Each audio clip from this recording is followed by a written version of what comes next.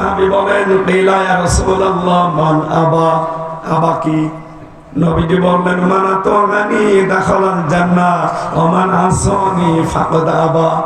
যে লোকটা আমাকে অনুসরণ করে সেই লোকটা জান্নাতে যাবে আমার সাথে, আর যে লোকটা আমার অবাধ্য সেই আবা, সে জাহান্নামে যাবে।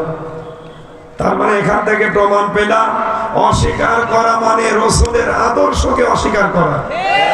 হ্যাঁ, কথা বলেন না কেন? আপনি এবার নিজের সাথে মিলান আপনার আদর্শকে। এবার আমি জানি আপনার মন খারাপ হবে। যে সূরাটা পড়লাম সূরার নাম তাহা। সূরার নাম কি? এটা নবীজির নাম।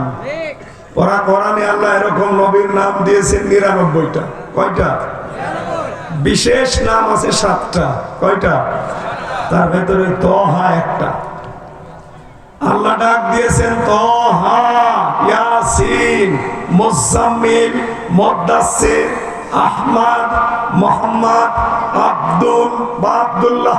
কয়টা? ৭টা। বলেন বলেন। আরো আনুষঙ্গিক নাম আপনি পাবেন। ওই যে সূরা আহজাবের ৪৪, ৪৫, ৪৬ নম্বর আয়াতে আছে রব্বুল আলামিন ওখানে ৫টা নামে নবীকে ডাক দিয়েছেন। ইন্না আরসালনাকা শাহিদাও ওয়া মুবাশশিরাও ওয়া নাযীরা ওয়া দাঈয়ান ইলাল্লাহি বিইযনিহি ওয়া সিরাজাম মুনীরা। বলেন আল্লাহু আকবার। তাহলে নবীর নাম আমরা প্রথম পেয়েছি তাহা। কি পেয়েছি? আরো জোরে বলেন। এই নামে আল্লাহ তার নবীকে ডাক দিয়েছেন, সেই সূরা থেকে পড়লাম।